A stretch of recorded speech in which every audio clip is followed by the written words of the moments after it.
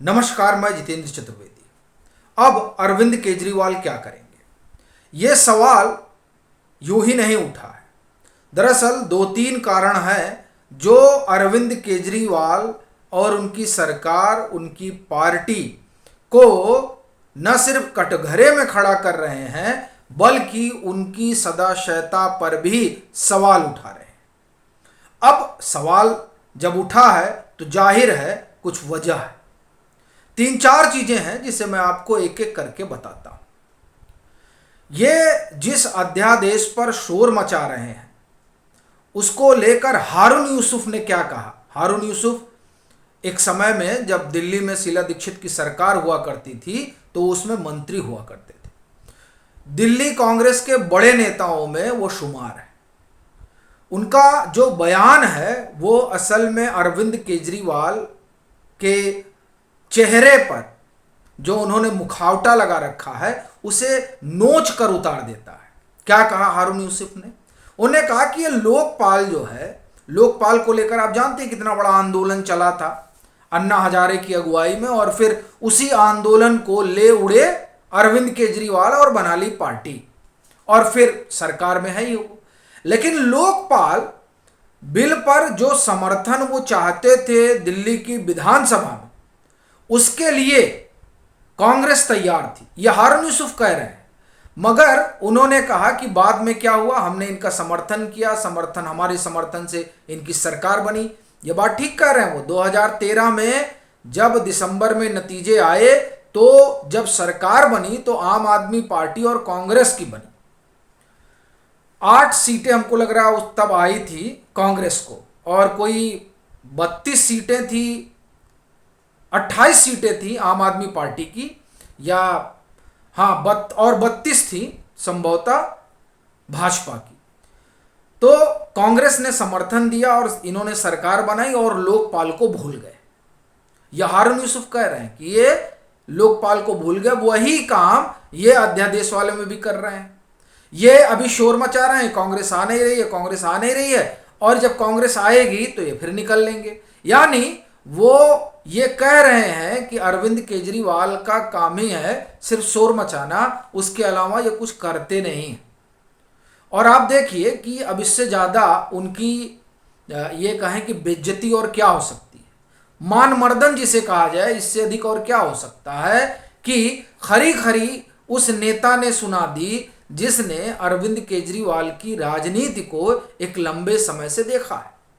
और यही स्थिति वहां भी रही जहां ये 23 जून को जुटे थे। इनको लगा था कि अब चूंकि हम सब नेताओं से मिल ही लिए हैं, एक बार सबके पास चले गए हैं 8400 किलोमीटर की यात्रा करके, तो अब वहां जब हम डांटेंगे कांग्रेस को तो सब कहेंगे नहीं नहीं अरविंद केजरीवाल ठीक कह रहे हैं। पर जो सोच कर गए थे और जिस तमतमाहट के साथ उस 23 जून की मीटिंग में पहुंचे थे, वहां तो इनका सब आप ये समझिए कि पानी फिर गया और पानी पानी होकर वहां से भागे। क्योंकि जैसे ही इन्होंने अध्यादेश की बात की वैसे ही सब टूट पड़े कि नहीं नहीं ये बात नहीं हो पाएगी। और कांग्रेस ने तो मन भर सुनाया अरविंद केजरीवाल को। स्थिति ये हो गई थी कि ना बोलते बन रहा था ना भागते बन रहा था। इसीलिए जब प्रेस के साथ तमाम नेता बैठे तब वो चुपके से भाग गए। और बात ये खत्म नहीं हो जाती है। दरअसल जिस तरीके से अब परतें हट रही हैं वो अरविंद केजरीवाल को कहीं मुंह दिखाने लायक नहीं छोड़ रही है। अभी देखिए बिजली को लेकर खूब शोर उन्होंने मचाया। आपको ध्यान होगा अरविंद केजरीवाल छत्तीसगढ़ गए थे, वहां उन्होंने कहा कि हम छत्तीसगढ़ से बिजली खरीदते हैं और फिर जो है दिल्ली में बताइए हम मुफ्त देते हैं। यानी वो कह रहे थे कि छत्तीसगढ़ में अगर हमारी सरकार आएगी तो हम यहां मुफ्त देंगे, और वैसे भी इस सरकार को मुफ्त देना ही चाहिए क्योंकि हम इनसे खरीद कर जब दिल्ली को की जनता को मुफ्त बिजली दे रहे हैं तो छत्तीसगढ़ क्यों नहीं दे सकता? यहां तो बड़ा सरप्लस उत्पादन है, ये बेच के कमा रहे हैं, तो आपको मुफ्त में दे बिजली, यानी मुफ्तखोरी हो। ये वहां वो कह रहे थे। लेकिन इसमें कुल कैच ये है कि उन्होंने कहा कि हम दिल्ली सरकार जो है वो छत्तीसगढ़ से खरीद रही है, और जो बिजली मंत्री हैं मतलब जो इलेक्ट्रिसिटी वगैरह आप सब कहें, शिक्षा भी देख रही हैं, पीडब्ल्यूडी भी उन्हीं के पास है, यानी आतिशी। वो क्या कह रही थी परसों प्रेस कॉन्फ्रेंस में कि हम केंद्र सरकार से ले रहे हैं, अब ये पहले तय कर लें कि मुख्यमंत्री को नहीं पता है कि बिजली कहाँ से खरीद रहे हैं, या मंत्री को नहीं पता है कि बिजली कहाँ से खरीद रहे हैं, या ब्लफ किया जा रहा है, क्योंकि इलेक्ट्रिसिटी पर पॉलिटिक्स हो रही है। अब ये दोनों तय करना पड़ेगा ना कि केंद्र सरकार से ले रहे हैं या छत्तीसगढ़ की सरकार से ले रहे हैं, या जहां चुनाव संभावित होता है और चुनाव इनको लड़ना होता है वहां अलग अलग तरीके का सिगूफा छोड़ा जाता है। यह भी एक सवाल उठेगा। जो एक बड़ी बात और निकल कर सामने आ रही है वो ये कि अभी कुछ दिनों से अभियान चल रहा है एलजी को लेकर, और वो इस बात पर कि अब आपको इस्तीफा दे देना चाहिए। क्यों? कानून व्यवस्था की स्थिति बड़ी खराब है। और आपको ध्यान ही होगा कि पत्राचार वगैरह भी हुआ था। एलजी ने तो बाकायदे खरी खरी सुना दी थी कि अब इसे भी लेकर आप लोग राजनीति कर रहे हैं। कायदे से तो मिलजुल के ये कोशिश होनी चाहिए कि यहाँ लॉ एंड ऑर्डर की स्थिति ठीक रहे। लेकिन जब इन्होंने सियासत शुरू की तो एलजी ने एक तरीके से आप कहें कि फटकार लगा दी जो कुछ उन्होंने चिट्ठी में लिखा। मगर फिर अरविंद केजरीवाल ने फिर चिट्ठी लिख दी। अब इस बीच जो है सवाल पंजाब को लेकर उठने लगा, चूंकि पंजाब में इनकी सरकार है। अब ये करें कि दिल्ली हमें दे दीजिए, आपसे नहीं संभल रहा है, तो मतलब लॉ एंड ऑर्डर। तो पंजाब में तो साल भर तो हो ही गया आम आदमी पार्टी की सरकार को, वहां लॉ एंड ऑर्डर क्यों नहीं सुधर रहा है, ये सवाल वहां बुद्धिजीवी भी उठा रहे हैं और सोशल मीडिया पर, ट्विटर पर तो ट्रेंड ही कर रहा है पंजाब। क्योंकि वहां जिस तरह की परिस्थितियां रही हैं पिछले 1-1.5 साल में, और तमाम ट्रिब्यून में लेख छपे हैं वहां की कानून और व्यवस्था को लेकर। खुद गृह मंत्री जब अभी पीछे गए हुए थे पंजाब तो उन्होंने सवाल उठाया। वहां का समूचा विपक्ष कानून और व्यवस्था को लेकर शोर मचा रहा है, लेकिन वहां की कानून और व्यवस्था शायद अरविंद केजरीवाल की दिल्ली सरकार को नहीं दिखाई देती है।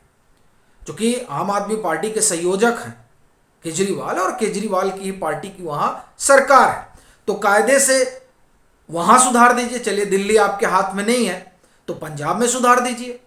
अब ये जो तमाम विरोधाभास निकल कर आ रहे हैं उसने अरविंद केजरीवाल का संकट बढ़ा दिया है। क्योंकि आप यहां कुछ कह रहे हैं वहां कुछ कह रहे हैं, यहां के लिए कुछ पॉलिसी है वहां के लिए कुछ पॉलिसी है, यानी कुल जमा कहानी यह है कि आप हर मुद्दे पर राजनीति कर रहे हैं, और यह राजनीति लोगों को दिखाई दे रही है। और उस पर जो आप ईमानदारी का ढिंढोरा पीटते हैं, उस ढिंढोरे की पोल तो अब सीएजी खोलेगी। फिर विजिलेंस बैठा ही है, शराब घोटाले की जांच हो ही रही है, ईडी भी लगी है, सीबीआई भी लगी हुई है, और तमाम फाइलें जो है विजिलेंस के पास हैं जो एक एक करके खुल रही हैं। तो अब ये जो अरविंद केजरीवाल की सरकार है जिसने एक आडंबर ओढ़ रखा था, उस आडंबर के जो पर्दे हैं वो एक एक करके गिरने लगे हैं, और इसी कारण आम आदमी पार्टी में इतनी हलचल है। ये नाहक ही नहीं है कि जब बिजली की बात आती है तो संजय सिंह मैदान में कूद पड़ते हैं, आतिशी कूद पड़ती हैं, और फिर सौरभ भारद्वाज ये बताने लगते हैं कि नहीं एलजी ने अधिकारियों को दबाव बनाया हुआ है कि जो है कुछ कुछ करना है। और आप देखिए कि हम लोग ये कह ही रहे थे कि कोई बड़ा कांड होने जा रहा है, इसीलिए सौरभ भारद्वाज ये कह रहे हैं, इस तरह का बयान दे रहे हैं कि अधिकारियों को दबाव बनाया जा रहा है। अभी देखिए सीएजी बैठ गई, अब सीएजी सब सारा बही खाता निकलेगा। अब सीएजी बही खाता निकालेगी तो आप समझ सकते हैं किस तरह की परिस्थिति जो है वो उत्पन्न होने जा रही है आपकी सरकार के सामने। इसीलिए ये सवाल उठा है कि अब अरविंद केजरीवाल क्या करेंगे और अपना मुंह किसे दिखाएंगे, क्योंकि जो उन्होंने पैराडिज्म गढ़ा था वो तो अब दरक रहा है। अभी के लिए फिलहाल इतना ही। अगर आप मतांतर से नहीं जुड़े हैं तो जुड़े, वीडियो को लाइक करें और खूब शेयर करें।